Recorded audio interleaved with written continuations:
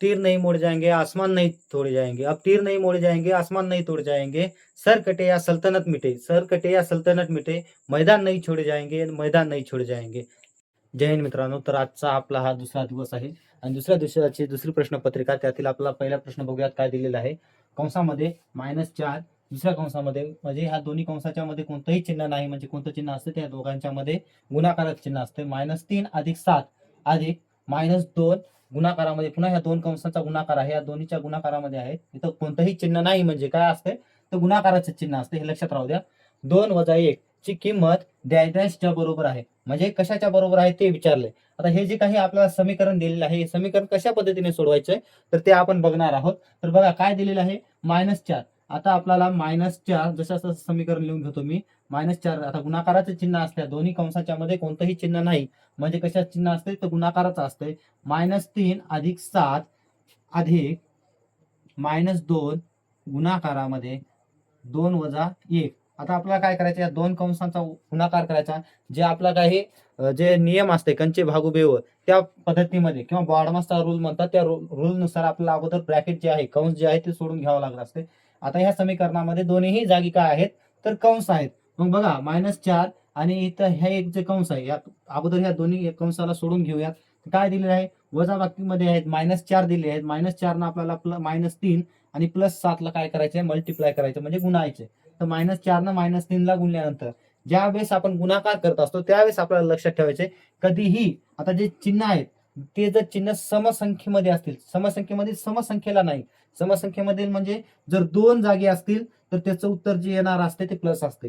जर 4 जागी असतील तर त्याचं येणार उत्तर ही प्लस असते. म्हणजे त्याचे जे चिन्ह जे आहेत ते समसंख्येमध्ये असतील, समसंख्येला नाही बघा. आता -3 गुणिले -5 जरी असेल, आता इथं बघा 1 आणि 2 जागे, दोन्ही काय आहे समसंख्या आहे, म्हणजे दोनदा आलेलं आहे ना चिन्ह, तर येणारं जे उत्तर आहे 5 3 15 15 येत असते. आता दुसरं बघायचं झालं तर -2 गुणिले -2 गुणिले -2 गुणिले -2 अशा पद्धतीने आहे. आता याच्यामध्ये चिन्ह किती वेळेस आलेले आहेत, 1 2 3 4. गुणाकारामध्ये ज्या वेळेस वजाबाकी मायनसचं चिन्ह जे आहे, संख्या किंवा मायनस संख्या जर गुणाकारामध्ये सममध्ये आल्या, सममधील म्हणजे 4 वेळेस आल्यात, मग 4 ही काय आहे समसंख्या आहे, म्हणून येणारं जे उत्तर आहे ते प्लस मध्ये येईल. 2 दुनी 4 4 दुनी 8 8 दुनी 16, त्याचं उत्तर जे आहे 16 येईल. आता ह्याच जागी जर -2 गुणिले -2 गुणिले -2 जर आला असतं, आता किती याच्यामध्ये जे निगेटिव्ह संख्या किती आहेत, ज्याला ऋण चिन्ह म्हणजे जे वजाबाकीचं चिन्ह लागलेलं आहे अशा संख्या किती आहेत, 1 2 आणि 3, म्हणजे 3 ही काय आहे विषम संख्या आहे, म्हणून येणारं जे उत्तर असते ते मायनस मध्ये येईल. जसं आता 2 2 4 4 2 8 -8 हे उत्तर येईल. अशा पद्धतीने काय करायचं आपल्याला हे लक्षात ठेवायचं की किती वेळेस मायनस येते, किती वेळेस प्लस येते. त्या ज्यावेळेस आपण लक्षात ठेवू त्यावेळेस आपल्याला गुणाकार त्यावेळेस अडचण जाणार नाही, हे लक्षात ठेवायचं आहे. आता बघा इथं काय दिलेलं आहे प्रश्नामध्ये, -4 गुणिले -3. मग ज्यावेळेस वजाचं गुणाकार होत असतो त्यावेळेस काय येणार उत्तर हे प्लस मध्ये येते, म्हणजे 4 त्रिकोण 12. आता -4 गुणिले -7 आहेत, 4 7 28 आणि मायनसचं चिन्ह लागते. आता एकच वेळेस मायनसचं चिन्ह आहे ना, हे पॉझिटिव्ह संख्या आहे म्हणजे धन संख्या आहे आणि ही ऋण संख्या आहे. धन संख्या आणि ऋण संख्याचा ज्या वेळेस गुणाकार होत असतो त्यावेळेस काय होत असते, ते येणारं उत्तर जे आहे ते ऋण संख्या येत असते, म्हणून -28. इथं प्लस प्लस. आता इथं कंसामध्ये मी लिहितो, कंसामध्ये काय येत आहे कारण याचं उत्तर जे आहे ते मायनस येईल. बघा -2 गुणिले +2 तर काय येईल -4 आणि -2 गुणिले -1 तर काय येईल +2 येईल. मग ह्यावेळी आता हे मी कंस काढून टाकायचं असेल तर मी काय करणार, आता 12 - 28 -4 +2 अशा पद्धतीने लिहिता येईल. कारण इथं वजाबाकीचं चिन्ह आहे, -4 असल्यामुळे आपल्याला काय करावं लागतील, ते -4 ला -4 बाहेर घ्यावं लागतील. प्लसनं जर आपण ह्या चिन्हानं, हे जे प्लसचं चिन्ह आहे ह्या चिन्हाने जर ह्या कंसाला गुणलं तर प्लस मायनस मायनस होतंय आणि प्लस प्लस प्लसच राहते, हे आपल्याला माहित आहे. मग आता इथं बघा 12 आणि 2 त्या धनसंख्या आहेत आणि -28 आणि -4 जे आहेत त्या ऋण संख्या आहेत. मग धनसंख्यांचा धनसंख्यांची बेरीज होणार आणि ज्या ऋण संख्या आहेत त्या ऋण संख्यांची बेरीज होते. पण मोठ्या संख्येचं चिन्ह जे आहे ते वजाबाकीचं असल्यामुळे आपल्याला काय करावं लागेल, इथं मोठ्या संख्येचं चिन्ह वजाबाकीचं द्यावं लागेल. मग 12 अधिक 2 किती होतील 14 वजा 28 वजा 4. आता 14 28 मधून आता एक धनसंख्या आहे आणि एक ऋण संख्या आहे. ज्यावेळेस धनसंख्या आणि ऋण संख्या येते त्यावेळेस त्याच्या अगोदरची प्रश्नपत्रिका तुम्ही जर पाहिली नसेल तर त्या प्रश्नपत्रिकेमध्ये मी चांगल्या पद्धतीने सांगितलेलं आहे की कशा पद्धतीने जर धनसंख्या आणि ऋण संख्या असेल, एक पॉझिटिव्ह आणि एक निगेटिव्ह जर असेल तर तिथं काय होत असते, वजाबाकी होते आणि मोठ्या संख्येचं जे चिन्ह असेल ते मोठ्या संख्येचं चिन्ह लागत असते. मग इथं बघा हे धन 14 मध्ये आहे, धनसंख्या 14 आहे, ऋण संख्या किती आहे तर 28 आहे. मग 14 आणि 28 या दोघांची वजाबाकी होईल, परंतु काय होणार, मोठ्या संख्येचं जे चिन्ह आहे ते मोठ्या संख्येचं चिन्ह याला लागेल, तर वजा 14 राहतील. ज्यावेळेस 28 मध्ये आपण 14 काढू त्यावेळेस 14 राहतील आणि वजा 14 राहतील. वजा 14 आणि वजा 4 या दोघांची काय होईल, दोन संख्यांची बेरीज होईल. वजा 14 आणि वजा 4 किती होतील तर वजा 18 होतील. मग आपलं पर्याय क्रमांक 2 जे आहे ते ह्या प्रश्नाचं उत्तर आहे. प्रश्न दुसरा काय दिलेला आहे बघूयात. 20, 40, 60 आणि 80, 20, 40, 60 आणि 80 ची लसावी काय आहे. प्रश्न काय विचारलेला आहे, लसावी काय आहे. लसावी म्हणजे काय असतं मित्रांनो, तर लसावी म्हणजे अशी कोणतीच लहानात लहान अशी संख्या आहे ज्या ह्या चारही संख्यांनी विभाज्य, म्हणजे ज्या ह्या चारही संख्यांनी त्या संख्येला भाग जाऊ शकेल अशी कोणती लहानात लहान संख्या आहे ते बघूयात. आता डायरेक्ट ही आपण याचं ह्या ज्या प्रश्नाचं उत्तर आहे हे डायरेक्ट आपण पर्यायावरून काढू शकतो. आता बघूयात कसं पर्यायावरून कसं काढायचं. आणि लॉंग मेथडला जसं आपण लसावी काढत असतो, एलसीएम जसं पद्धतीनं काढत असतो तशा पद्धतीने ही ह्या प्रश्नाचं उत्तर कसं काढतात ते बघूयात. आता बघा, आता काय आहे 20, 40, 60 आणि 80. आता याच्यामध्ये असे पर्याय बघा की ज्या पर्यायाला ह्या चारही पर्याय म्हणण्यापेक्षा आता आपण बघू म्हणूयात की 2, 4, 6 आणि 8. आता तिन्ही जागी चार ज्या संख्या आहेत चार, या चारही संख्याला आपण 10 ने तो भाग देऊ शकतो. 10 ने भाग दिल्यानंतर काय होणार, याचा 0 0 कॅन्सल होईल आणि 0 0 कॅन्सल झाल्यानंतर काय होतं 2, 4, 6 आणि 8 राहतील.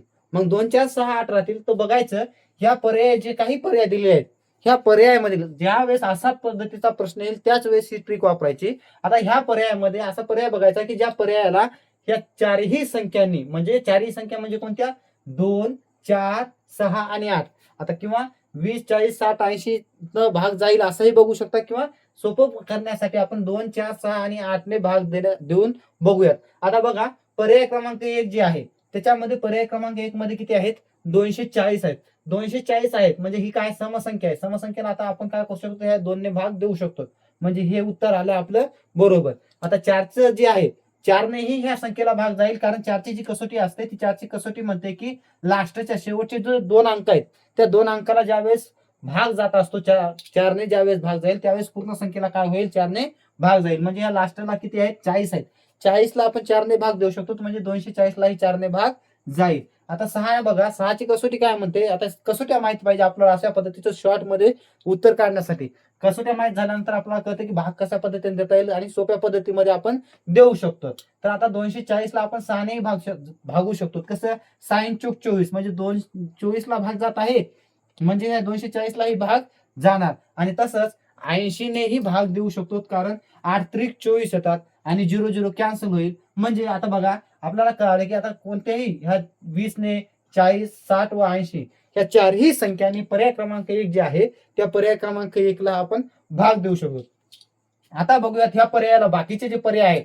आपण पर्याय क्रमांक 1 तर आपण म्हणले की हे उत्तर आहे या प्रश्नाचं, परंतु बाकीचे जे 3 पर्याय आहेत ह्या ट्रिकने जे उत्तर आपण काढलेलं आहे हे उत्तर बरोबर काढलेलं आहे का हे बघण्यासाठी आपण काय करूयात, बाकीचे जे 3 पर्याय उरले आहेत त्या 3 पर्यायालाही भाग देऊन बघूयात. आता बघा इथं 80 आहेत, 80ला आपण 4ने भाग देऊ शकतो, 20ने भाग देऊ शकतो, परंतु 6ने भाग जाईल का, 60ने भाग जाईल का नाही.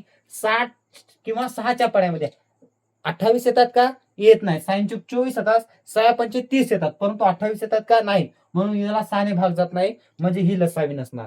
पुन्हा इथं 80 आहे, ह्या 80ला 6ने भाग जाईल का, नाही जाणार. बघा ना 6 1 6 इथं 2 राहतील, पुन्हा 6 त्रिक 18 इथं किती राहतील 2 राहतील, म्हणजे 6 त्रिक 18 होतील.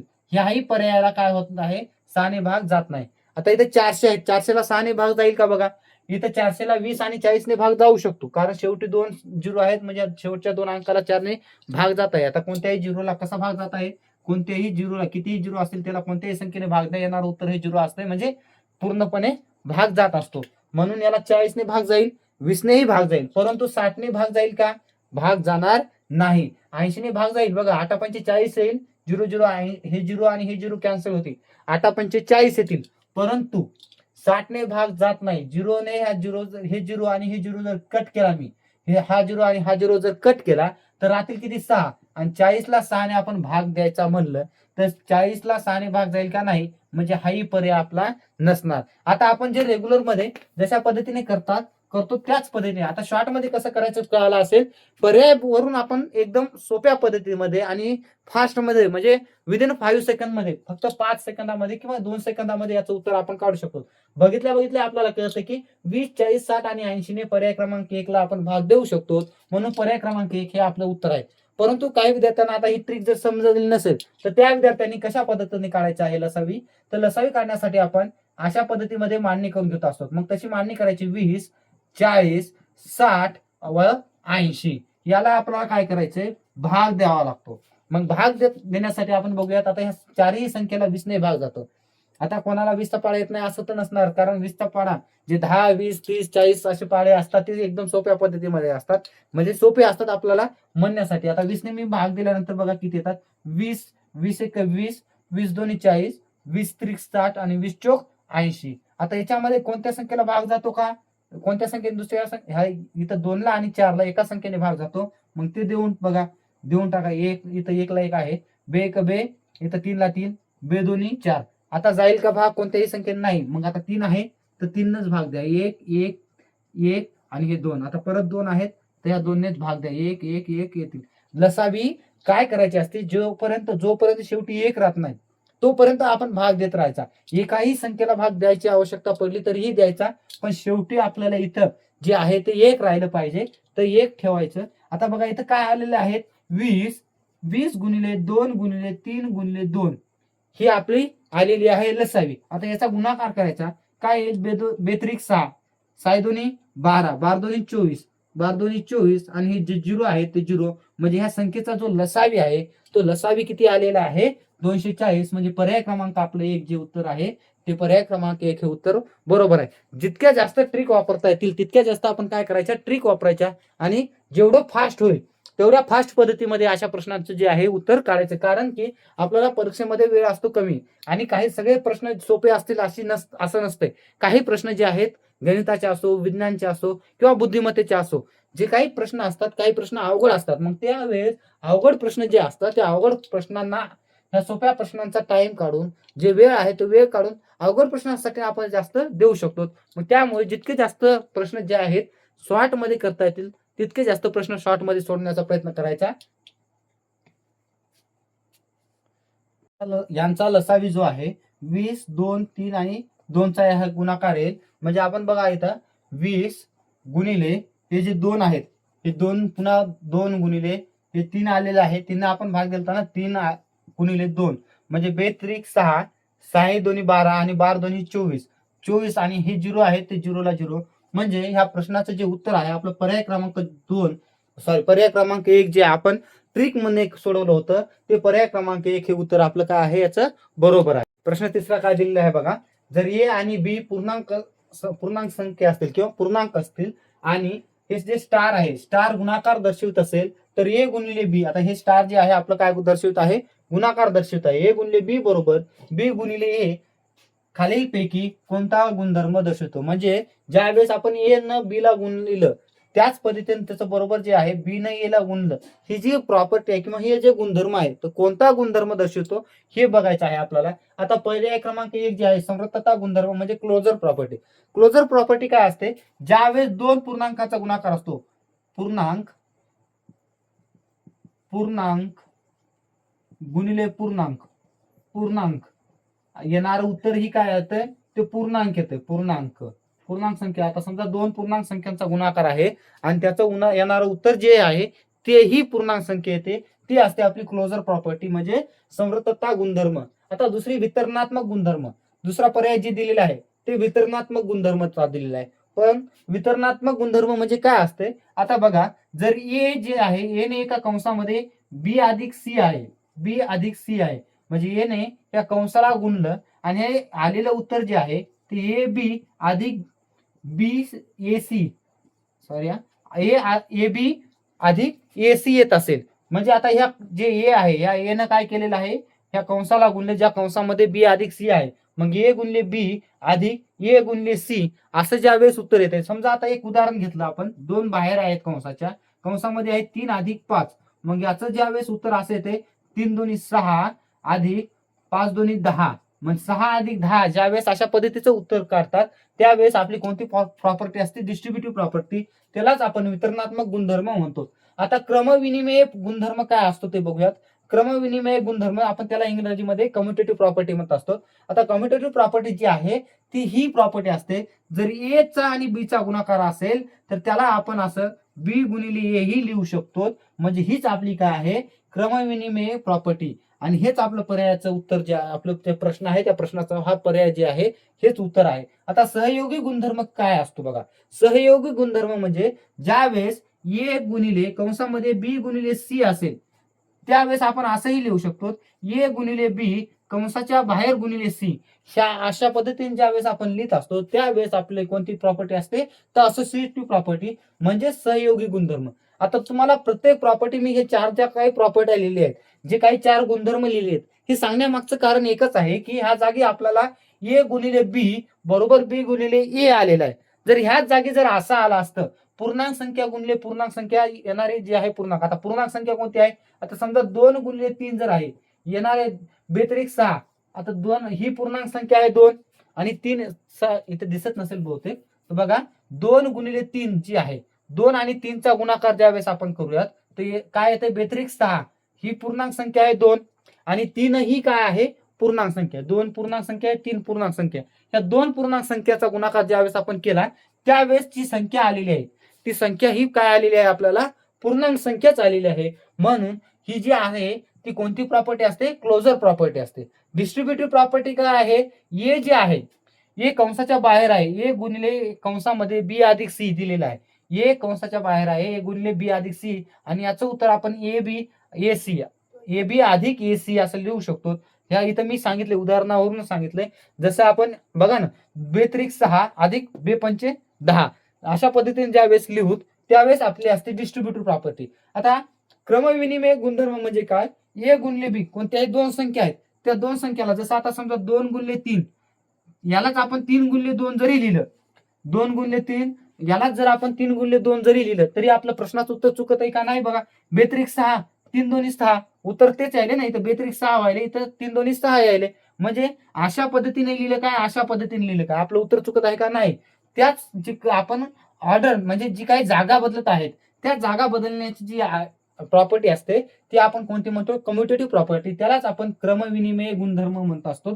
जे गुणाकाराचा क्रमविनिमय गुणधर्म आहे त्या क्रमविनिमय गुणधर्मानुसार ए गुणिले बी बरोबर बी गुणिले ए हे येत असतंय. म्हणजे आपल्या जे प्रश्न आहे त्या प्रश्नाचं उत्तर काय आहे, तर पर्याय क्रमांक 3 हे आपल्या प्रश्नाचं उत्तर आहे. प्रश्न चौथा काय दिलेला आहे बघा. एका परीक्षेत 10 विद्यार्थ्यांना मिळालेले गुण दिले आहेत, तर त्या विद्यार्थ्यांना सरासरी किती गुण मिळालेत ते काढा. आता आपल्याला काय दिले आहे, एका विद्यार्थी जे आहे 10 विद्यार्थी आहेत, एका परीक्षेत 10 विद्यार्थ्यांना मिळालेले गुण दिले आहेत, तर त्या विद्यार्थ्यांना सरासरी किती गुण मिळालेत ते काढा. 10 विद्यार्थ्यांचे सरासरी गुण म्हणजे जे काही गुण मिळालेले आहेत त्या विद्यार्थ्यांना ते दिले आहेत. आता त्यांची आपल्याला काय करायची, तर सरासरी किती गुण मिळालेत प्रत्येक विद्यार्थ्याला ते बघायचे. तर ज्यावेळेस अशा पद्धतीचा प्रश्न येईल, सरासरी काढायचा ज्यावेळेस प्रश्न येत असतो त्यावेळेस आपण शॉर्ट पद्धतीने काढू शकतो. आता शॉर्ट पद्धतीने कशा पद्धतीने काढायचं ते बघा. शॉर्ट पद्धतीने काढताना आपण काय करायचं, आता हे जे काही गुण प्रश्नपत्रिकेवरती आहेत ते आता आपण गुण लिहून घेऊ. किती आहे, 4 7 9 10 2 5 7 9 7 आणि 7. आता इथं लिहिण्याची गरजही नव्हती, डायरेक्ट आपण प्रश्नामध्ये आपण कमी जास्त करू शकलो असतो, परंतु समजाव आणि लिहिले चांगलं ओळखू यावं म्हणून मी काय केलं, हे लिहिले. आता काय करायचं याच्यापैकी, आता इथं काय आहे, मी कोणताही एक अंक आपण काय करायचा असतो, गृहीत धरायचं की इतकी सरासरी आहे. ज्यावेळेस आपल्याला सरासरीचा प्रश्न येत असतो त्यावेळेस फक्त गृहीत धरायचं की ही सरासरी आहे. म्हणजे आपल्याला फिक्स कन्फर्म माहित नसते, परंतु गृहीत धरायचे. आता मी याच्यामध्ये 7 हे जास्त वेळेस दिसत आहेत म्हणून असं मानतो की याची सरासरी जी आहे ती 7 आहे. आता मग मला सांगा 7 हे 4 हे 7 पेक्षा कितीने कमी आहेत, 3 ने कमी आहेत. 3 ने कमी असल्यामुळे मी काय करत आहे, वजाबाकीचं चिन्ह लावत आहे. म्हणजे -3. 7 हे 7 पेक्षा कमी आहेत का नाही, म्हणजे इथं 0 लिहितो. 7 हे 9 जे आहेत 7 पेक्षा कितीने जास्त आहेत, 2 ने जास्त असल्यामुळे मी काय करत आहे, +2 लिहित आहे. 10 जे आहेत 7 पेक्षा कितीने जास्त आहेत, +3. 3 ने जास्त आहेत. 2 हे 7 पेक्षा कितीने कमी आहेत, तर 5 ने कमी आहेत. 5 हे 7 पेक्षा कितीने कमी आहेत, 2 ने कमी आहेत. 7 हे 7 पेक्षा कमी आहेत का नाही, 9 हे कितीने जास्त आहेत? 2 ने जास्त आहेत. इथं 0 इथं 0 म्हणजे 7 जे 7 पेक्षा काहीच कमी नाहीत म्हणून 0 लिहिलं. आता याच्यामध्ये काय करायचं बघा, ज्या काही धनसंख्या आहेत आणि ज्या काही ऋणसंख्या आहेत, धनसंख्यांची अलग बेरीज करायची आणि ऋणसंख्यांची अलग बेरीज करायची. आता बेरीज तर मी करत नाही कारण इथं डायरेक्ट मी कट करू शकतो बघा. 2 आणि 3 5 होतील, -5 कटले. हे 2 आणि हे 2 कटले. आता राहिलेत काय? -3 राहत आहेत. इथं काय राहिलेत? फक्त -3 राहिलेत. एकूण संख्या किती आहेत? एकूण संख्या 10 आहेत. बघा 1 2 3 4 5 6 7 8 9 10. आता जे काही राहतील जर प्लस मध्ये राहतील तर प्लस करायचं या सरासरीमध्ये आणि जर मायनस मध्ये राहतील तर मायनस करायचं. आता इथं वजाबाकीमध्ये जे -3 आहेत ते -3 बाकी उरले आहेत. कट केल्यानंतर -3 उरले आहेत. मग या -3 ला मी काय करतो? 10 ने भाग देतो. मग -3 ला 10 ने भाग दिल्यानंतर काय येतं उत्तर? -0.3 येतंय.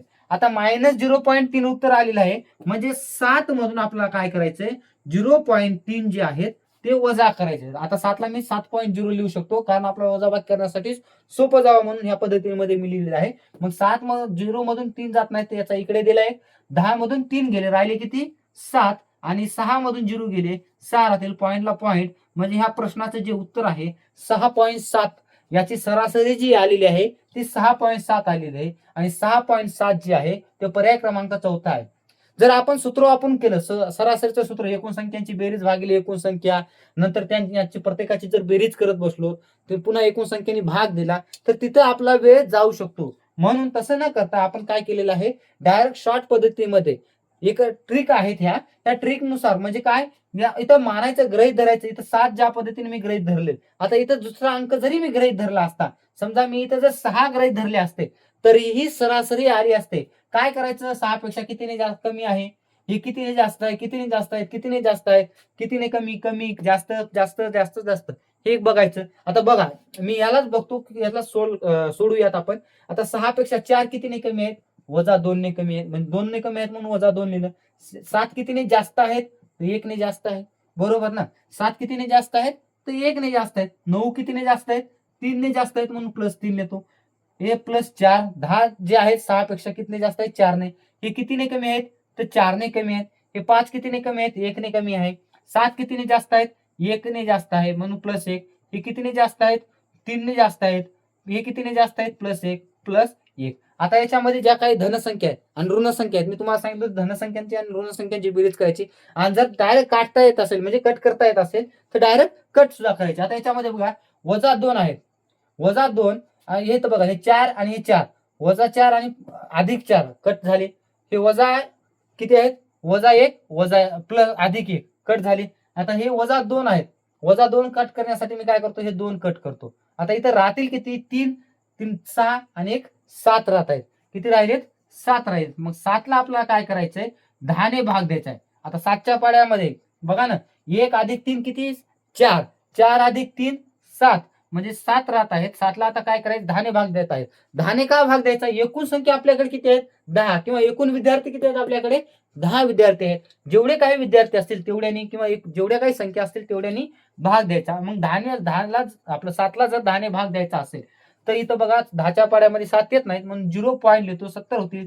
7 10 70 70 म्हणजे याच्यामध्ये आपल्याला काय करावं लागेल? इथं प्लस मध्ये यायचे 0.7 जे आहेत ते प्लस मध्ये आलेले आहेत ना, तर इथं 0.7 जे आहेत प्लस मध्ये आलेली आहे संख्या म्हणून इथं काय करायचे? +0.7 करायचे.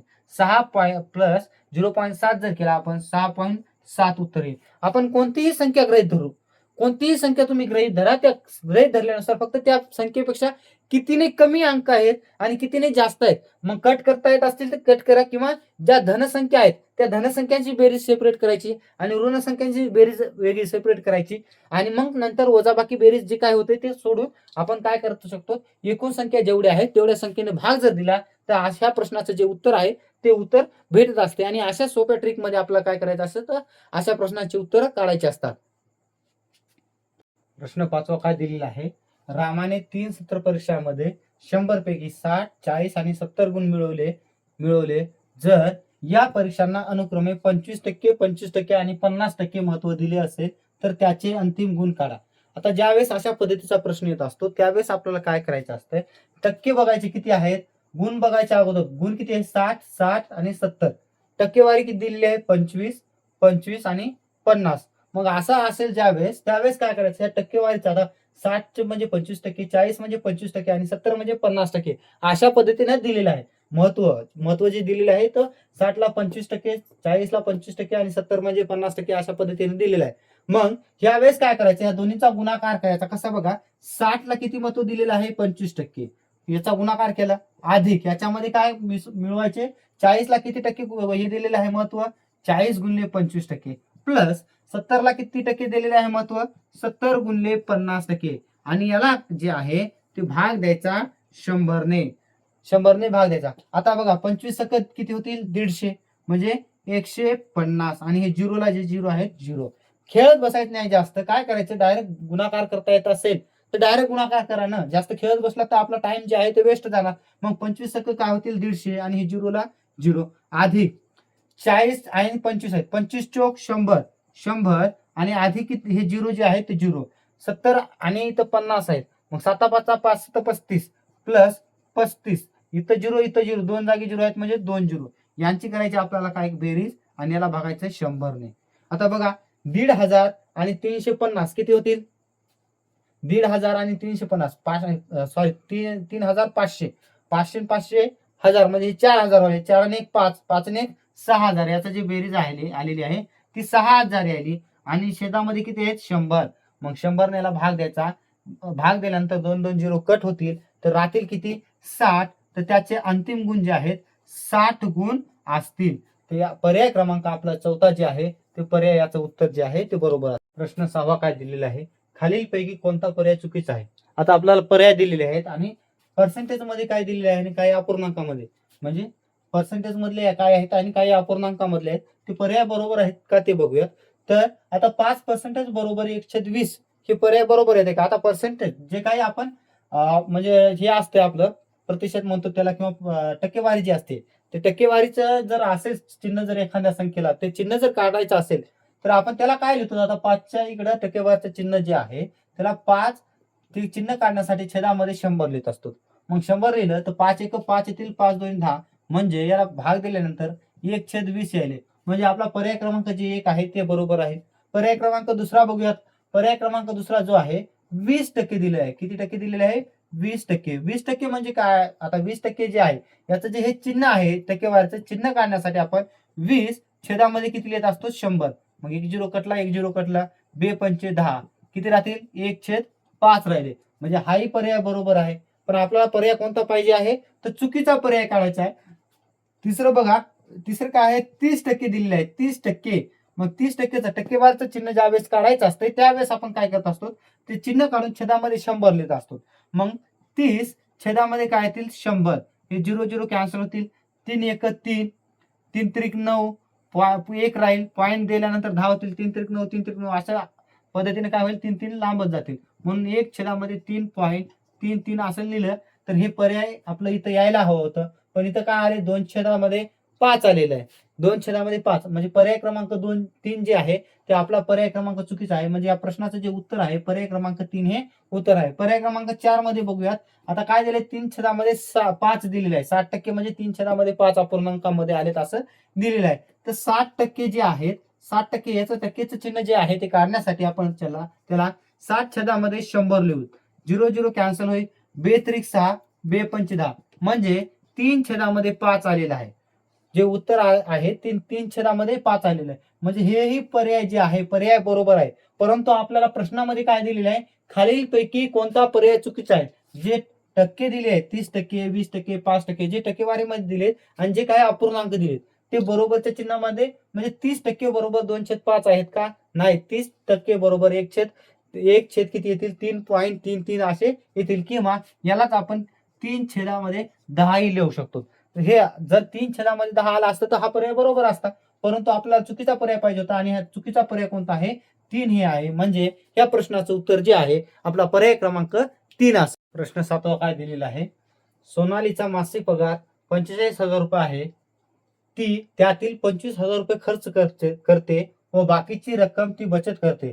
तर तिच्या पगाराचे व बचतीचे गुणोत्तर काय असेल. काय कशाचे गुणोत्तर विचारले, पगारीचे व तिची बचत जी आहे, बचतीचे काय जी काही बचत आहे त्याची, त्या बचतीचे आणि पगारीचे जे गुणोत्तर आहे ते गुणोत्तर विचारले. मग आता ह्या इथं गुणोत्तर कशा पद्धतीने काढायचं बघा. एकूण पगार किती आहे 45,000 रुपये. आता त्या 45,000 रुपयामधील 25,000 रुपये काय करते ती खर्च करते. एकूण पगार किती आहे 45,000 रुपये आहे. आता त्यातील खर्च किती करते तर 25,000 रुपये खर्च करते. म्हणजे 25,000 आपल्याला इथं मायनस करावं लागतील. 25,000 वजा केल्यानंतर काय येईल बघा, 5 - 5 काय होतील 0 राहतील 3 आणि 4 मधून 2 गेले 20 होतील. म्हणजे 20,000 हे 20,000 किती राहिले त्याची बचत जी आहे ती 20,000 आहे. आणि पगार किती आहे पगार आहे 45,000. पगार 45,000 आहे. गुणोत्तर ज्या वेळेस काढायचं असतं आपण ते छेदामध्ये लिहित असतो. पगार आहे 45,000 आणि बचत तिची किती आहे तर 20,000 रुपये प्रत्येक महिन्याला आहे. मग इथं काय करायचं आता एका संख्येने छेदामध्ये व अंशामध्ये एका संख्येने भाग दिल्यानंतर आपल्याला काय मिळेल याचं गुणोत्तर मिळेल. मग 0 कट होत असतील तर कट करा. 0 कट होतील, हे 0 कट होतील, हा 0 कट होतील. इथं राहतील 45 छेदामध्ये 20. 45 छेदामध्ये 20 राहिले तर 5 ने याला भाग जातो. 5 - 9 45 आणि 20 जे आहेत 5 - 4 20. म्हणजे याचं जे गुणोत्तर आहे 9:4 येईल. आता गुणोत्तरामध्ये काही वेळेस काय होतं तुम्हाला कन्फ्युजन करण्यासाठी पर्याय जे आहेत 4:9 देऊ शकतात. 4:9 अशा पद्धतीने हे पर्याय देऊ शकतात. मग त्यावेळेस काय करायचं आपल्याला कशाचं गुणोत्तर विचारलंय पगारीचे गुणोत्तर, पगारीचे व बचतीचे. पगार अगोदर असल्यामुळे जी काही सोनालीची पगार आहे ती पगार जी अगोदर असल्यामुळे आपल्याला ते पगारीचे गुणोत्तर किती आले पगारीचे गुणोत्तर आले 9 आणि नंतर बचत आहे आणि बचतीचे गुणोत्तर किती येत आहे तर 4 येत आहे. म्हणजे अगोदर 9 लिहावे लागतील आणि नंतर 4 लिहायचे. अशा पद्धतीने हे प्रश्न जे आहे ते सोडवायचे. प्रश्न 8वा काय दिलेला आहे 3:7 व 24 सी आहे. म्हणजे बरोबर 24 सी आहे. तर याची किंमत काढायची. आता अशा पद्धतीने ज्यावेळेस समीकरण येईल त्यावेळेस आपल्याला काय करायचं हे जी 4 डॉट आहे त्या 4 डॉटच्या जागी बरोबरचं चिन्ह लिहायचं आणि 3:7 जे काही गुणोत्तर असते ते आपण असं लिहित असतो 3:7 बरोबर 24 छेदामध्ये किती आहे तर ए आहे. अशा पद्धतीने ह्याची मांडणी करून घ्यायची. अगोदर मांडणी केल्यानंतर आता आपल्याला माहित आहे जर दुसऱ्या साईडला छेदामध्ये असतील तर पहिल्या साईडला गुणाकारामध्ये येतील आणि पहिल्या साईडला छेदामध्ये असतील म्हणजे भागाकारात असतील तर दुसऱ्या साईडला गुणाकारामध्ये जातील. मग हे किती आहे तर भागाकारामध्ये आहेत तर ह्या साईडला आल्यानंतर काय होतील गुणाकारामध्ये येतील. म्हणजे 3 गुणिले ए होईल. म्हणजे इथे राहील आपलं येईल 3 बरोबर 24 गुणिले 7. 24 गुणिले 7 होतील. आता ही 3 जे आहेत ते याच्या गुणाकारामध्ये आहेत. मग हे याच्या 3 गुणाकारामध्ये असल्यानंतर मुळे आपण काय करूया त्या 3 ला दुसऱ्या साईडला भागाकारामध्ये नेल्या जातं. ए बरोबर 24 गुणिले 7. आता तुम्ही म्हणसाल भागाकार इथं जे गुणाकार आहे 24 गुणिले 7 तो गुणाकार अगोदर का नाही केला कारण बघा 3 ने आपण 24 ला भाग देऊ शकतो. मग जर आपण 24 गुणिले 7 केला असता तर आपला भागाकार जे गुणाकार आहे ते गुणाकार मोठा झाला असता आणि भाग देण्यासाठी आपल्याला अवघड गेला असतं. म्हणून मी जे आहे 24 गुणिले 7 याचा गुणाकार केला नाही जसं तसं लिहिलं आणि 3 छेदामध्ये आहेत तर 3 छेदामध्ये लिहिले. मग इथं बघा आता 3 ने 24 ला भागल्यानंतर काय येतील 3 8 24 तर ए बरोबर 8 गुणिले 7 होतील. तर ए किती आले 8 8 7 56. तर याची किंमत किती आहे 56. पर्याय क्रमांक 1 जे आहे ते आपल्या या प्रश्नाचं उत्तर असेल. प्रश्न 9वा बघूयात. प्रश्न 9वा काय दिलाय 2,200 रुपयावर 5% वार्षिक दराने 5 वर्षात सरळ व्याज किती होईल. आता 5% जे आहेत अगोदरचा एक आपण प्रश्न बघितला होता 5% ला आपण कसं लिहित होतो 1/20 लिहित होतो. त्या पद्धतीने आपण लिहू शकतो किंवा 1 याला आपण 5 छेदामध्ये 100 लिहू शकतो किंवा जे आपलं सूत्र आहे ते सूत्र अगोदर सोडवूयात आणि शॉर्ट पद्धतीने कसं करता येईल त्याही पद्धतीने आपण बघूयात. सूत्र काय आहे मुद्दल गुणिले दर गुणिले काळ आणि छेदामध्ये 100. सरळ व्याज सूत्र काय आहे सरळ व्याज बरोबर मुद्दल गुणिले दर गुणिले काळ. तर मुद्दल किती आहे आपल्याकडे 2,200 रुपये. दर किती आहे 5% आणि काळ म्हणजे वेळ किती आहे आपल्याकडे 5 वर्ष आणि छेदामध्ये आपण 100 आहेत. 100 जे आहेत छेदामध्ये 100 भाग द्यायचा. आता 0 कॅन्सल होतील 25 5 5 25 येतील 22 गुणिले 25 म्हणजे काय उत्तर येईल 25 दोन्ही 50 ला 0 हातचे आले 5 25 दोन्ही 50 आणि 5 55 किती रुपये आले 55 550 रुपये जे आहे ते आपलं सरळ व्याज येत आहे 2,200 वर. आता याला शॉर्ट पद्धतीने कशा पद्धतीने सोडवता येईल बघा. तर शॉर्ट पद्धतीने सोडवतोय जे काही टक्केवारीमध्ये असतील ते टक्केवारीचं चिन्ह काढून टाकायचं आपण आणि इथले 2 0 असतील तर 0 कट करायचे बस एवढंच करायचं. हे टक्केवारीचं जे चिन्ह आहे आता समजा 22,000 रुपये जे मुद्दल आहे टक्के किती आहेत 5% आहेत आणि वेळ किती दिलेली आहे ती 5 आहे. हे टक्केवारीचं चिन्ह काढण्यासाठी इथले 2 झिरो कॅन्सल करायचे. आता इथं काय राहतात 22 5 गुणिले 5. आता ही 5 जे आहे दराने गुणायचं आणि 5 जे आहे जे काही वर्ष असतील 5 असतील 3 असतील 4 2 काही असतील त्या वर्षाने गुणायचं. म्हणजे 22 गुणिले 5 गुणिले 5 असं लिहिल्यानंतर 25 येतील. म्हणजे 22 गुणिले 5 5 25. तर 25 गुणिले 22 आपण आताच केलं की किती आलेलं आहे 550. असं शॉर्ट पद्धतीने आपण काढू शकतो. सरळ व्याज किती आले मग आपल्या ह्या प्रश्नाचं तर 550 रुपये जे आहे सरळ व्याज आहे. तर पर्याय क्रमांक 4 जे आहे ते ह्या प्रश्नाचं उत्तर असेल. 10वा प्रश्न काय आहे बघूयात. 10वा प्रश्न आहे खालीलपैकी कोणते विधान चुकीचे आहे. आता आपल्याला जे काही विधान दिलेले आहेत 4 पर्यायामध्ये 4 विधान केलेले आहेत. म्हणजे बोललेलं आहे की जे काही बोललेलं आहे ते बरोबर कोणतं विधान आहे आणि कोणतं विधान चुकीचं आहे. याच्यापैकी आता 4 पर्यायापैकी चुकीचे विधान कोणते आहे ते आपल्याला ओळखायचे. 3 जे विधान आहे ते बरोबर असतील आणि जे चौथे विधान असेल कोणतंही या चारीपैकी जे विधान आहे ते चुकीचं असेल. तर बघूयात पहिलं विधान काय बोलतंय. स्थिर अंतरासाठी वेळ आणि वेग व्यस्त प्रमाणात बदलतात. आता व्यस्त प्रमाण म्हणजे काय बघा. व्यस्त प्रमाणात म्हणजे जर वेग आता वेळ आणि वेग दिलेला आहे.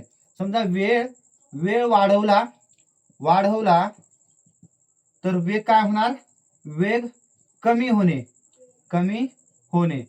ज्यावेळेस वेळ वाढवला तर वेग कमी होत असेल तर ते असतं व्यस्त प्रमाण. म्हणजे 2 घटकापैकी एक घटक वाढत असेल तर दुसरा कमी होतो आणि दुसरा वाढत असेल तर पहिला कमी होत असते. त्याला आपण काय म्हणत असतो व्यस्त प्रमाण. आता इथं तिसरा पर्यायामध्ये काय किंवा तिसरं विधान जे आहे त्याच्यामध्ये काय म्हणलेलं आहे समप्रमाणात बदलतात. आता समप्रमाण म्हणजे काय 2 घटक आहेत त्या दोन्ही घटकापैकी एक घटक वाढला तर दुसराही घटक जर वाढत असेल तर ते असते समप्रमाण. एक घटक कमी झाला तर दुसराही घटक कमी होत असेल तर ते असते आपलं समप्रमाणात. आणि जे व्यस्त असते तर एक घटक वाढला तर दुसरा काय होत असते कमी होत असते. दुसरा कमी झाला समजा दुसरा घटक वाढला तर पहिला जे घटक आहे ते कमी होत असते. मग पहिला पर्याय काय दिलेला आहे आपल्याला बघा. स्थिर अंतरासाठी अंतर जे आहे ते स्थिर आहे अंतर चेंज नाही. समजा अंतर जे आहे ते 4 किलोमीटरचं अंतर दिलेलं आहे. आता ह्या 4 किलोमीटरच्या अंतरासाठी काय म्हणत आहे वेळ आणि वेग हे व्यस्त प्रमाणात आहे.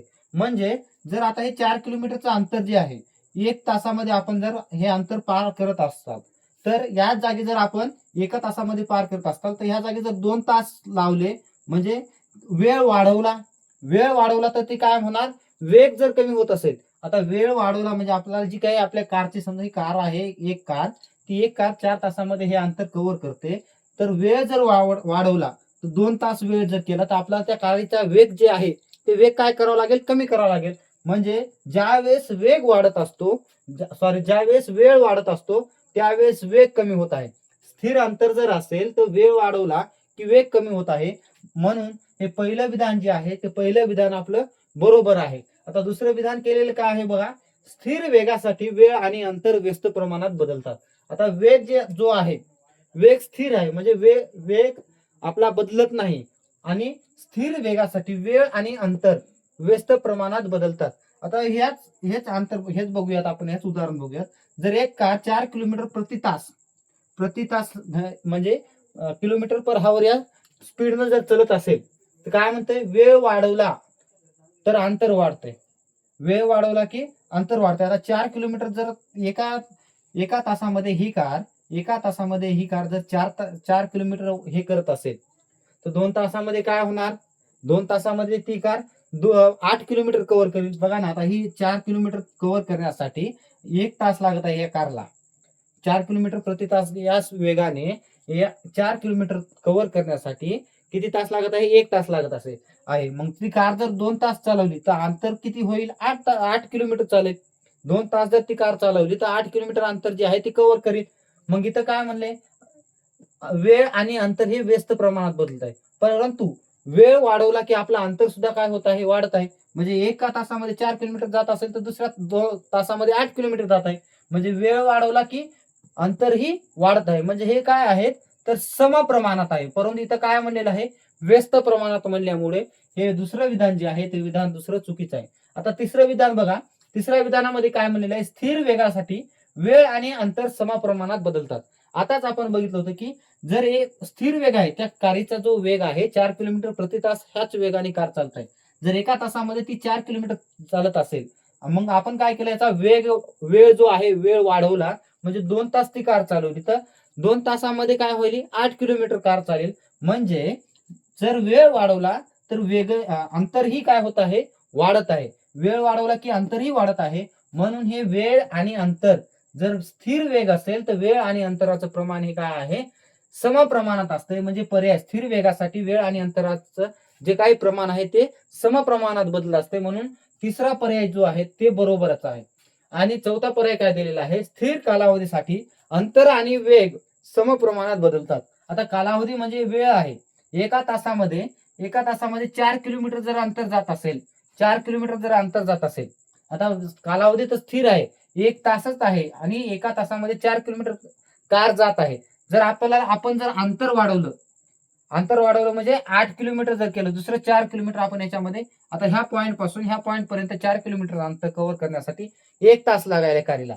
तर ह्या पॉईंट पासून परत ह्या पॉईंट पर्यंत हे 4 किलोमीटर अंतर कव्हर करण्यासाठी 2 तास लागतील. परंतु आपला जो कालावधी आहे कालावधी काय म्हणलेला आहे स्थिर आहे. म्हणजे कालावधी म्हणजे जे वेळ लागत आहे ते वेळ चेंज होत नाही.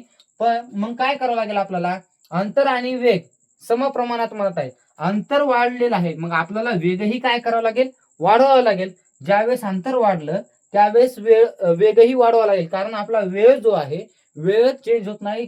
कालावधी कसा आहे स्थिर आहे. म्हणून आपलं चौथं जे विधान केलं आहे ते चौथंही विधान बरोबर आहे. परंतु आपल्याला प्रश्नामध्ये काय विचारलेलं आहे खालीलपैकी कोणते विधान चुकीचे आहे. तर कोणतं विधान चुकीचं आहे 2 नंबरचं चुकीचं असल्यामुळे आपलं प्रश्नाचं उत्तर जे आहे विधान क्रमांक 2 हे आपल्या प्रश्नाचं उत्तर असेल. प्रश्न 11वा काय दिलेला आहे कंसामध्ये ए अधिक बी दुसऱ्या कंसामध्ये ए वजा बी डॅश डॅशच्या बरोबर असतो. आता हे जे काही पर्याय दिलेले आहेत ह्या पर्यायाच्या बरोबर असतो. म्हणजे इथं आपल्याला हे यांचं सूत्रच आहे. या पर्यायापैकी कोणत्याचं सूत्र ए अधिक बी आणि दुसऱ्या कंसामध्ये ए वजा बी हे दिलेले आहे ते बघायचंय. आता बघा जे काही सूत्र दिलेले आहेत आता ए मायनस बी चा होल जे ब्रॅकेटचा वर्ग आहे ए वजा बी चा कंसाचा वर्ग जो असतो ह्या सूत्राचं जे सूत्र असते ते काय असतंय ए स्क्वेअर वजा 2ab प्लस बी स्क्वेअर हे असतं.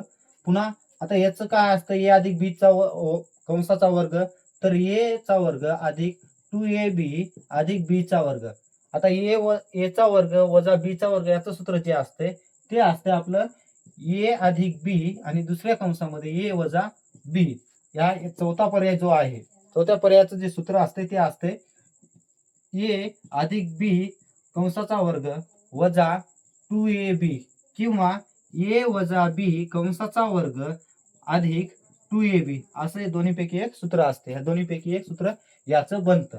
ठीक आहे. तर आपल्याला काय विचारलंय ए कंसामध्ये ए अधिक बी गुणिले दुसऱ्या कंसामध्ये ए वजा बी तर कोणत्या याचं सूत्र येत आहे हे सूत्र येत आहे पर्याय क्रमांक तिसऱ्याचं सूत्र आहे ए चा वर्ग वजा बी चा वर्ग बरोबर कंसामध्ये ए अधिक बी दुसऱ्या कंसामध्ये ए वजा बी हे पर्याय क्रमांक तिसऱ्याचं सूत्र आहे. म्हणून आपलं पर्याय क्रमांक 3 हे उत्तर बरोबर आहे.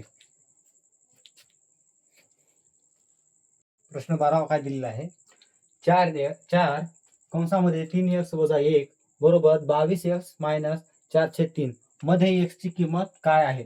आता हे एक समीकरण दिलेले आहे. काय समीकरण दिलेले आहे आपल्याला बघा 4 कंसामध्ये 3x वजा 1 बरोबर 22x वजा 4/3. आता या समीकरणामध्ये x ची किंमत काय आहे तर ते विचारलं. x ची किंमत कशी काढायची आता हे 4 जे आहे त्या कंसाच्या गुणाकारामध्ये 4 या कंसाच्या गुणाकारामध्ये असल्यामुळे मी काय करतो ह्या 4 ने कंसाला गुणतो. 4 ने कंसाला गुणल्यानंतर काय येईल 4 त्रिकोण 12x वजा 4 1 4 येतील बरोबर. आता 22x च्या छेदामध्ये काही नाही म्हणजे 1 असतो. आता असं ज्यावेळेस असं समीकरण येत असतो त्यावेळेस आपल्याला माहित आहे की याचा तिरपा गुणाकार करून आपण काय करत असतो या खालच्यांचा लसावी घेत असतो. मग 22 ला जर 3 ने गुणलं तर काय येईल 66x वजा 4 छेदामध्ये काय येतील 3 1 3 म्हणजे 3 दोन्ही 6 3 दोन्ही 6 आणि x ला x 66x वजा 4 कारण 4 चा आणि 1 चा गुणाकार केल्यानंतर 4च येतील आणि छेदामध्ये 3 गुणिले 1 जर केला आपण तर 3 राहतील. आता हे 3 ह्या साईडला भागाकारामध्ये आहेत या साईडला दुसऱ्या साईडला बरोबरच्या चिन्हाच्या दुसऱ्या साईडला गेल्यानंतर गुणाकारामध्ये जातील म्हणजे 3 गुणिले कंसामध्ये 12x वजा 4 बरोबर 66x वजा 4 हे राहतील आपल्याकडे. आता या 3 ह्या कंसाला गुणून घ्या 12 त्रिक 36x 36x वजा 3 चौक 12 बरोबर 66 x वजा 4 हे राहतील. आता काय करा, x चे पद जे आहे ते एका साईडला घ्या आणि जे आपले पूर्ण संख्यांचे पद आहेत ते पूर्ण संख्या जे काही मायनस मध्ये आता पूर्णांक संख्या आहेत त्या पूर्णांक संख्यांचे पद एका साईडला घेऊन जा. मग पूर्णांक संख्याचे पद म्हणजे 4 जे आहेत इथं वजा आहेत तर ह्या साईडला आणल्यानंतर प्लस होतील आणि 36x इथं प्लस आहेत तर ह्या साईडला आणल्यानंतर मायनस होतील. म्हणजे वजा 12 प्लस 4 बरोबर 66x वजा 36x हे राहील आपल्याकडे. मग आता बघा वजा 12 मधून जर आपण 4 आता वजा 12 मध्ये 4 मिसळणे म्हणजे याच्यामधून काय होती वजाबाकी होती. ज्यावेळेस प्लस मायनसचे चिन्ह असतात त्यावेळेस वजाबाकी होते आणि मोठ्या संख्येचं चिन्ह जे आहे ते मोठ्या संख्येचं चिन्ह लागत असते. मग बघा 12 मधून जर आपण 4 जर काढले तर किती राहतील -8 राहतील किंवा -12 मध्ये जर 4 मिळवले आपण तर -8 राहतील बरोबर 66x मधून 36x जर काढले तर 6 वजा 6 केले तर 0 राहतील आणि 6 मधून 3 गेले तर 3 म्हणजे 30x राहतील 30x. तर x बरोबर काय होईल मग ते 30 जे आहेत ह्या साईडला गुणाकार करता येईल दुसऱ्या साईडला भागाकारामध्ये जातील वजा 8 छेदामध्ये 30 होतील. आता याचं सरळ रूप द्या. आता पर्यायामध्ये वजा 8 30 आहे का नाही, मग याला सरळ रूप देऊन बघा. सरळ रूप दिल्यानंतर काय होईल 2 ने भाग जाईल 8 ला आणि 30 ला 2 ने भागल्यानंतर 2 चौक 8 2 1 2 इथे 1 राहील 2 पंचे 10 म्हणजे x ची जी किंमत आहे वजा 4 छेदामध्ये 15 ही आलेली आहे. मग x ची किंमत वजा 4 छेद 15 पर्याय आहे का आहे. तर कोणतं पर्याय आहे पर्याय क्रमांक 1 हे आपलं ह्या प्रश्नाचं उत्तर असेल. अशा पद्धतीने या प्रश्नाचं उत्तर काढायचं आहे. प्रश्न 13 काय दिलेला आहे विरुद्ध कोण नेहमीच डॅश डॅश आहे डॅश डॅश असतात. म्हणजे काय आता विरुद्ध कोण अगोदर या प्रश्नामध्ये आपल्याला समजून घ्यावं लागेल की विरुद्ध कोण काय असतात. आता विरुद्ध कोण कशा म्हणतात समजा 2 रेषा आहेत ह्या 2 रेषाला जर एक छेदिका छेदून जात असेल ह्या 2 रेषा आहेत आणि ह्या 2 रेषेला एक छेदिका जर छेदून जात असेल तर इथला जो हा कोण आणि हा कोण बनत असतो जो ह्या जागचा आणि ह्या जागचा कोण जो बनतो तो विरुद्ध कोण असतो. या जागचा आणि ह्या जागचा जो कोण बनतो तो विरुद्ध कोण असतो. समजा मी दिलं ए आणि बी इथं सी आणि डी दिलंय तर ए चा विरुद्ध कोण कोणता आहे बी आहे आणि सी चा विरुद्ध कोण कोणता आहे डी आहे. इथं ई आणि एफ जी एच आपण असं लिहिलेलं आहे तर ई चा विरुद्ध कोण कोणता आहे जे दुसऱ्या साईडचा असतो तो विरुद्ध कोण आहे. मग ईचा विरुद्ध कोण कोणता आहे ईचा विरुद्ध कोण जी आहे आणि एफ चा विरुद्ध कोण कोणता आहे तर एच आहे. म्हणजे ज्या जागी आपण झेड बनत असतो हे अल्टरनेट इंटिरियर अँगल ते असतात विरुद्ध कोण हे आहेत. ए आणि बी जे आहे ते विरुद्ध कोण आहेत सी आणि डी विरुद्ध कोण आहेत. मग याच्यामध्ये काय म्हणलेलं आहे विरुद्ध कोण नेहमीच असतात. आता मला सांगा ह्या विरुद्ध कोण जर 90 अंशाचे असतील का नाही, कारण याच्यामध्ये रेषेमध्ये काहीही बदल होऊ शकतो त्यावेळेस विरुद्ध कोणही चेंज होऊ शकतो. समजा अशी रेषा आहे आता ह्या जागी जर अशी रेषा जर झाली तर ह्या वेळेस 90 अंशाचा कोण राहील का नाही. दोन विरुद्ध कोण 90 अंशाचे असतील का नाही. 180 अंशाचे असतात का नाही. किंवा पूरक कोण असतात का नाही. तर ते असतात एकरूप कोण. म्हणजे जर ए चं माप जर ए बरोबर जर 50 अंशाचा बनला असेल तर बी सुद्धा किती अंशाचा बनेल 50 अंशाचा. म्हणून काय असतं विरुद्ध कोण हे नेहमीच एकरूप असतात. म्हणजे त्या दोन्ही विरुद्ध कोणांची मापे जी असतात ती एकसारखेच असतात. म्हणून ह्या प्रश्नाचं जो उत्तर आहे ते उत्तर येईल आपलं पर्याय क्रमांक 4. प्रश्न 14 काय दिलेला आहे एका नियमित अष्टकोनाची परिमिती 6400 मीटर आहे तर त्याच्या बाजूची लांबी किती असेल. आता परिमिती काय असते आता हे जे अष्टकोन काढलेलं आहे हे मी फक्त तुम्हाला समजण्यासाठी काढलाय बरोबर अॅक्युरेट काढण्यात आलं नाही कारण नियमित अष्टकोनाची म्हणलेलं आहे. नियमित अष्टकोन म्हणजे सर्व बाजू ज्या आहेत त्या समान असायला हव्यात पण थोड्या कमी जास्त झाल्यात त्या हाताने काढल्यामुळे ठीक आहे. तर काय सांगितलेलं आहे एका नियमित अष्टकोनाची परिमिती 6400 मीटर आहे. म्हणजे हा जो अष्टकोन आहे ह्या अष्टकोनाची परिमिती. आता परिमिती म्हणजे काय असते परिमिती म्हणजे सर्व बाजूंची बेरीज जी असते जेवढ्या काही बाजू आहेत त्या सर्व बाजूंची बेरीज मध्ये आपली परिमिती असते. आता अष्टकोनामध्ये किती बाजू आहेत एकूण तर 8 बाजू आहेत. अष्टकोनामध्ये बाजू किती असतील अष्टकोनामध्ये 8 बाजू आहेत आणि या अष्टकोनामध्ये 8 बाजूंची जी परिमिती आहे ती आहे 6400 मीटर 6400 मीटर. मग विचारलंय काय तर त्याच्या बाजूची लांबी किती असेल म्हणजे एका बाजूची लांबी किती असेल तर ते विचारलंय. आता बाजूची लांबी काढण्यासाठी काय कशा काढायची बघा 8 बाजू असतात आणि 8 बाजूंची जी परिमिती आहे ज्या अष्टकोनामध्ये 8 बाजू असतात अष्टकोन जे आहे त्या अष्टकोनामध्ये 8 बाजू असतात आणि त्या 8 बाजूंची परिमिती किती दिलेली आहे 6400 मीटर. आणि आपल्याला काढायचं काय सांगितलंय की एका बाजूची जी काही बाजू आहे त्या बाजूची लांबी विचारली की किती असेल. मग 8 बाजूंची लांबी जर 6400 मीटर असेल तर एका बाजूची काढायची असल्यास आपण ह्या 8 ने काय करत असतो तिकडे भाग देत असतो. मग बाजू बरोबर 6400 मीटर, 6400 मीटर भागिले 8. आता 8 ने भाग द्या, 8 8 64, राहतील 2 0. म्हणजे बाजू किती आली, बाजू आलेली आहे 800 मीटर. ज्याही वेळेस असा प्रश्न येत असतो परिमितीचा, परिमिती म्हणजे मुख्यतः असं असतं की ज्या काही साईड दिलेल्या आहेत, ज्या काही बाजू दिले आहेत, त्या सर्व बाजू आकृतीच्या सर्व बाजूंची बेरीज. आता समजा जर त्रिकोण दिला असेल, त्या त्रिकोणाची परिमिती काय असते, त्या त्रिकोणाच्या तिन्ही बाजूंची बेरीज म्हणजे त्रिकोणाची परिमिती असते. चौकोन जर दिला असेल, चौकोन म्हणजे काय असते, चौकोनाच्या चारही बाजूंची बेरीज म्हणजे चौकोनाची परिमिती. आयत काय असते, आयताच्या चारही बाजूंची बेरीज, आयताच्या चारही बाजूंची बेरीज म्हणजे काय असते, तर आयताची परिमिती. परिमिती म्हणजे ज्या काही बाजू दिलेल्या आहेत, बंदिस्त आकृतीच्या ज्या बाजू दिलेल्या आहेत त्या सर्व बाजूंची बेरीज असते. आणि परिमिती कशाची निघते, ज्या काही आकृती आपल्या रेषाखंडाने बनतात त्या सर्व आकृत्यांची असते परिमिती. ठीक आहे. तर ह्या प्रश्नाचं आपलं उत्तर आलेलं आहे, बाजू जी आलेली आहे ती 800 मीटर आलेली आहे. म्हणून आपला पर्याय क्रमांक 2 हे उत्तर या प्रश्नाचं बरोबर आहे. प्रश्न 15 काय दिलेला आहे, एका आयताची परिमिती व चौरसाची परिमिती एकसारखीच आहे. जर आयताच्या बाजूची लांबी 40 मीटर व रुंदी 20 मीटर आहे तर त्या चौरसाचे क्षेत्रफळ किती. आता याच्यामध्ये आपल्याला काय दिलेलं आहे, आयताची आणि चौरसाची परिमिती जी आहे ती एकसारखीच आहे. म्हणजे जर आपण आयताची परिमिती काढली तर तितकीच परिमिती कशाची असेल, चौरसाची असेल. आणि आपल्याला काय करायचे, चौरसाचे क्षेत्रफळ विचारले, क्षेत्रफळ किती आहे. तर बघा आता कशा पद्धतीने काढता येईल. अगोदर आपण काय करूया, आयताची परिमिती, जे आयताचे माप दिलेले आहे त्याच्यावरून आयताची परिमिती काढूया.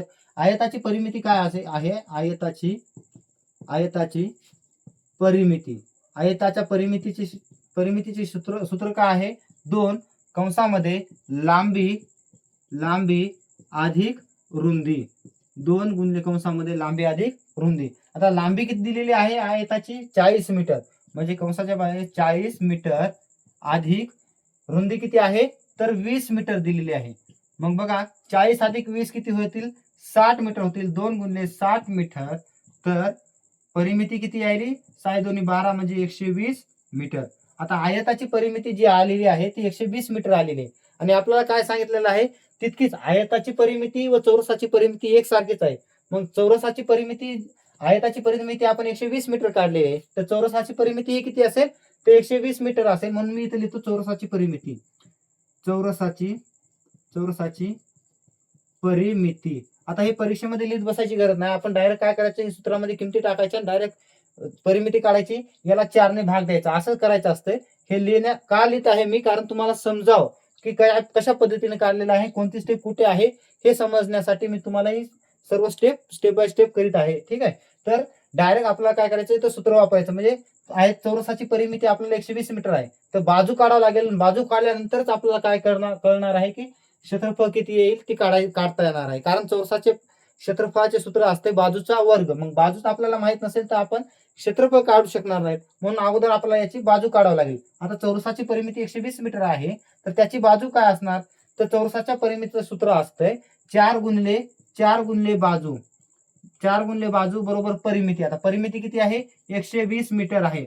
मग 4 इकडे गुणाकारामध्ये आहे, ती या साईडला गेल्यानंतर भागाकारामध्ये जातील. म्हणजे 120 मीटर भागिले 4, 4 त्रिकोण 12 किती आली, बाजू किती आलेली आहे, बरोबर बाजू किती आहे, तर 30 मीटर आलेली आहे. मग सूत्र काय आहे चौरसाच्या क्षेत्रफळाचं, चौरसाच्या क्षेत्रफळाचं सूत्र आहे बाजूचा वर्ग, बरोबर चौरसाचे क्षेत्रफळ. मग चौरसाच्या क्षेत्रफळाचं सूत्र काय आहे, बाजूचा वर्ग. बाजू किती आलेली आहे आपल्याला, तर 30 आलेली आहे. म्हणून आपण काय करूया, 30 चा वर्ग बरोबर काय आहे, चौरसाचे क्षेत्रफळ. 30 चा वर्ग किती आहे, 30 चा वर्ग असतो 900, म्हणून 900. आणि इथं काय दिलेलं आहे, बाजू मीटर मध्ये आलेली आहे ना, म्हणजे मी याला असं लिहितो 30 चा वर्ग, 30 मीटर, याचा वर्ग लिहिल्यानंतर काय होईल, 30 चा वर्ग येईल 900 आणि मीटरचा वर्गच राहील. म्हणून याचं जे उत्तर आलेलं आहे, चौरसाचे क्षेत्रफळ जे आलेलं आहे ते आपलं आलेलं आहे 900 मीटरचा वर्ग. मग पर्याय क्रमांक जे आपलं 4 आहे, या प्रश्नाचं उत्तर असेल 900 मीटरचा वर्ग.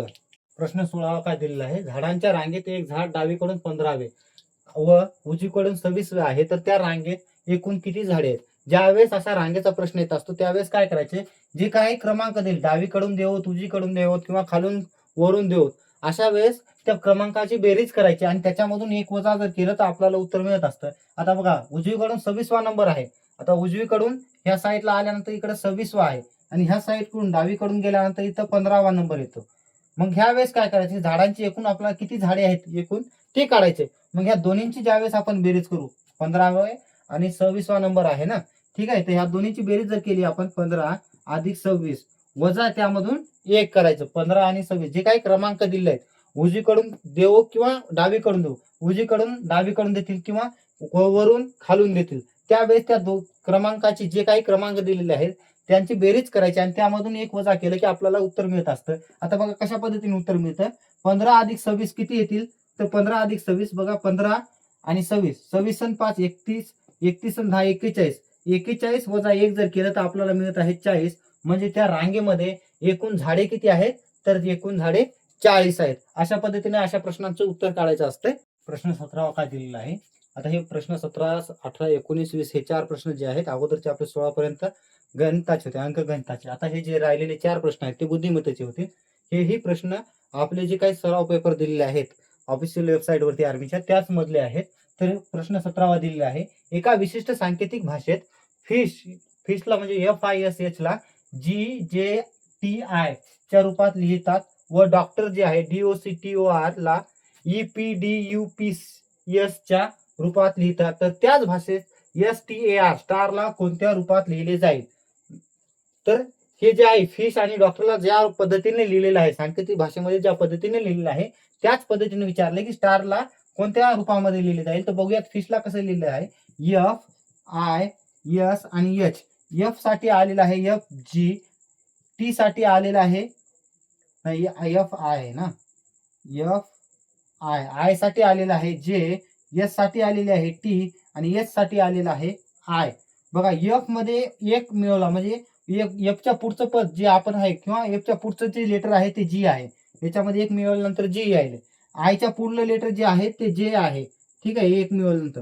S च्या पुढे S च्या नंतर काय येते T येते, म्हणजे त्याच्या पुढलं एक न काय आहे जे लेटर आहे ते T आहे. तर H च्या पुढलं लेटर कोणता, H च्या नंतर I येते, त्याच्यामध्ये एक मिळवला तर I येत आहे. बघूयात डॉक्टर तसंच होत आहे काय, DOCTOR, DOCTOR. आता D साठी काय आहे, D साठी E आहे, O साठी P आहे, C साठी D आहे, T साठी U आहे आणि O साठी परत P आहे, R साठी S आहे. याच्यामध्ये तसंच होत आहे. D च्या नंतर पद कोणतं येते, Eच येते. D च्या नंतर लेटर कोणतं येते, E येते. O च्या नंतर P येते, C च्या नंतर D येते, T च्या नंतर U येते आणि O च्या नंतर P आणि R च्या नंतर S येते. जे आपली अल्फाबेट्स आहेत, जी काही ABCD आहे त्याच्यामध्ये ह्या पद्धतीने लेटर येतात. D झाले की नंतर E येते, O झाल्यानंतर P येते, C झाल्यानंतर D येते, T झाल्यानंतर U येते, O झाल्यानंतर P आणि R झाल्यानंतर S येते. मग त्याच पद्धतीने याच्यामध्ये काय व्हायला एक एक पद आपण पुढे जात आहोत. D च्या पुढे गेले एक न की E आले ना, त्याच पद्धतीने आपल्याला आता स्टार साठी ही STAR स्टार साठी काय येते ते बघूयात. S च्या नंतर काय येतं, S च्या नंतर येईल ST, T च्या नंतर काय येतं U, A च्या नंतर येईल B आणि R च्या नंतर काय येईल, R च्या नंतर S येत असते. तर बघा S साठी आले T, T साठी आले U, A साठी B आले आणि R साठी S आले, म्हणजे TUBS कोणत्या पर्यायामध्ये आहे तर पर्याय क्रमांक 1 मध्ये आहे TUBS. म्हणून आपल्या या प्रश्नाचं उत्तर जे आहे पर्याय क्रमांक 1 असेल. प्रश्न 18 काय दिलेला आहे, जर अपसॉल्विंग शब्दातील अक्षरांची इंग्रजी वर्णमालेनुसार पुनर्रचना केली तर त्या पुनर्रचनेत किती अक्षरांची जागा बदलणार नाही. आता इंग्रजी वर्णमालेनुसार पुनर्रचना करणे म्हणजे काय असते, जसे काही आपले ABCD दिलेले आहेत ज्या काही क्रमाने दिले तसेच त्या क्रमाने ह्या शब्दामधील अक्षरा लावून घ्यायचे आणि नंतर बघायचे की त्यांची जागा किती अक्षरांची जागा बदलणार नाही, म्हणजे पुनर्रचनेनंतर किती अक्षरांची जागा बदलणार नाही ते आपल्याला या प्रश्नाचं उत्तर द्यायचं आहे. ठीक आहे, तर आपण बघूयात अपसॉल्विंग जे आहे ABSOLVIN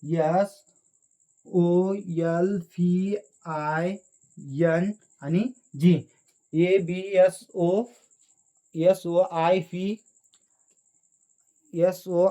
नाही तर हे L आहे LVING. तर यांची किती लेटरची जे आहे जे अक्षर आहेत त्यांची जागा बदलत नाही ते बघूयात. आता सुरुवातीला काय येतं A च्या नंतर काय येणार B, B च्या नंतर C येते, C आहे का नाही, C D जी, परत काय येतं एच आहे का नाही, आय आहे, के आहे का नाही, एल आहे, एम एन येणार, N O P R S आहे का, एस टी ओ आहे, ओ एस आहे, आणि जी साठी इथं काय राहिलेलं आहे, फी. म्हणजे बघा लास्ट जे आहे एकदा यायला ह्या अक्षरांची जागा बदलत नाही, ह्या अक्षरांची जागा बदलत नाही, आणि ह्या अक्षरांची जागा बदलत नाही. बाकी सर्व जे काय अक्षर आहेत त्या अक्षरांची जागा बदलत आहे. आपण ज्यावेळेस इंग्रजी वर्णमालेनुसार यांची पुनर्रचना करूयात त्यावेळेस ह्या 3 अक्षरांची जागा बदलत नाही. म्हणून ह्या प्रश्नांचं उत्तर जे आहे, ह्या प्रश्नाचं उत्तर जे आहे ते पर्याय क्रमांक 3 आहे. कारण आपल्या प्रश्नामध्ये काय विचारलंय की त्या पुनर्रचनेत किती अक्षरांची जागा बदलणार नाही. पुनर्रचना केल्यानंतर वर्णमालिकेनुसार पुनर्रचना केली तर त्या पुनर्रचनेत किती अक्षरांची जागा बदलणार नाही. तर किती अक्षरांची जागा बदलत नाही, तर 3 अक्षरांची जागा बदलत नाही.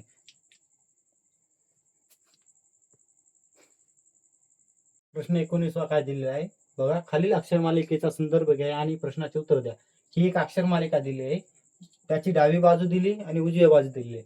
आणि असं प्रश्न काय विचारला, असे किती के आहेत ज्यांच्या लगेच नंतर स्वर येतो. आता स्वर एबीसीडी मधले जे स्वर आहेत ते असतात ए, ई, आय, ओ, यू. आता बघा किती के आहे त्याच्यानंतर ए, ई, आय, ओ, यू हे स्वर येत आहेत. तर या जी काही आपली अक्षरमालिका आहे त्याच्यामध्ये के किती जागे आहेत ते अगोदर बघूयात. इथे एक के आहे, हा एक के आहे, हा एक के आहे, हा एक के आहे, आणि हा एक के आहे. आता पहिल्या केच्या लगेच नंतर म्हणलेला आहे स्वर येतो. तर पहिल्या केच्या नंतर स्वर आहे का, नाही. दुसऱ्या केच्या नंतर स्वर आहे का, नाही. तिसऱ्या केच्या नंतर स्वर आहे का, नाही. चौथ्या केच्या नंतर स्वर आहे का, नाही. परंतु हा इथं 5व्या केच्या नंतर ए आलेला आहे. म्हणजे ए हे काय आहे, आपला स्वर असतो. जे काही आपले अक्षरमालिका असते इंग्रजी अक्षरमालिका त्याच्यामध्ये हे 5 स्वर असतात, ए, ई, आय, ओ, यू. आणि ते किती वेळेस आले, फक्त एकच वेळेस केच्या लगेच नंतर ए आलेला आहे. म्हणून ह्या प्रश्नाचं जे उत्तर आहे त्याचं उत्तर असेल पर्याय क्रमांक 2. कारण फक्त एकच वेळेस आपला स्वर आलेला आहे. ठीक आहे, अशा पद्धतीने ह्या प्रश्नांचं उत्तर सोडवायचं असते. प्रश्न 20 काय दिलेला आहे, त्या पर्यायास बरोबर करा जे 5व्या पदाशी अशा प्रकारे संबंधित आहे जसे दुसरे पद पहिल्या पदाशी व चौथे पद तिसऱ्या पदाशी संबंधित आहे. म्हणजे दुसऱ्या पदाचा पहिल्या पदाशी जसा संबंध आहे व चौथ्या पदाचा तिसऱ्या पदाशी जसा संबंध आहे तशाच संबंधित या पदाशी कोणतं पद येईल ते विचारले. आता बघा बघूयात पदाशी ह्या दुसऱ्या पदाशी पहिल्या पदाचा संबंध कशा प्रकारे आहे. तर जी साठी काय आहे, जे आहे. डी साठी काय आहे, जी आहे. आणि 12 साठी काय आहेत, तर 15 आहेत. बघा आपण 3 पदाने F G H, F G, जीच्या नंतर एच, आय आणि जे म्हणजे 3 पदानं जर पुढे गेलो, तिसरं पद काय आहे याच्यामध्ये 3 जर मिळवले, 3 पदानं जर पुढे गेलो तर आपल्याला जे मिळत आहे. डीचंही तसं आहे. डीच्या नंतर ई येईल, ई, एफ आणि नंतर काय आले, जी आले. म्हणजे तिसरं पद याच्यामध्ये मिळवलं की काय व्हायले, जी येत आहे. तसंच 12 मध्ये जर आपण 3 मिळवले तर 15 भेटत आहेत. त्याच प्रकारे बघा ए साठी आहे डी, फी साठी आहे वाय आणि 5 साठी आहेत 8. आता ए मध्ये जर 3 पद, ए पासून जर 3 पद पुढे गेलो तर आपण, तर याच्यानंतर बी, सी आणि डी आले. म्हणजे 3 पदानं पुढे गेल्यानंतर आपल्याला काय भेटत आहे, डी भेटत आहे. तसंच fee, you fee, W x आणि वाय म्हणजे फी पासून 3 पदानं जर आपण पुढे गेलो तर आपल्याला काय भेटत आहे, वाय भेटत आहे. त्याच प्रकारे ह्या 5 मध्ये जर 3 मिळवले आपण तर आपल्याला काय भेटत आहेत, 8 भेटत आहे. मग आता आपण बघितलं असताल की 3 जर मिळवले, जी मध्ये 3 मिळवले की जे भेटायले, डी मध्ये 3 मिळवले की जी भेटायले, 12 मध्ये 3 मिळवले की 15 भेटत आहे, ए मध्ये 3 मिळवले की डी भेटत आहेत, फी मध्ये 3 मिळवले की वाय भेटायलेत आणि 5 मध्ये जर 3 मिळवले तर 8 भेटायले. मग त्याच पद्धतीने आपल्याला सी मध्ये 3 पदानं पुढे जावं लागेल, सीच्या, एचच्याही 3 पदानं पुढं आणि 16च्याही 3 पदानं पुढं. मग बघा सी साठी काय येईल, सीच्या नंतर D, E, F, D, E येत आहे एफ. पुन्हा एच साठी एच, आय, जे इथे येईल के आणि 16च्या नंतर 17, 18 आणि 19 म्हणजे याच्यामध्ये 3 मिळवले किंवा 3 पदानं पुढे गेलो की आपल्याला 19 भेटायचे. एच पासून 3 पदानं पुढे गेलो की आपल्याला के भेटत आहे. 3 घराने म्हणा किंवा पदाने म्हणा, 3 घराने आपण पुढे गेलो की आपल्याला काय भेटत आहे, के भेटत आहे. आणि सी पासून जर 3 घराने आपण पुढे गेलो तर आपल्याला एफ भेटायले. म्हणजे आपला पर्याय काय आलाय, जे 6वं पद जे येणार आहे ते एफ, के आणि 19 आले. तर पर्याय क्रमांक 3 हे या प्रश्नाचं उत्तर असेल. अशाच पद्धतीने आपण पुढील प्रश्नपत्रिका सोडूयात येस स्कॉलर्स अकॅडमी सोबत.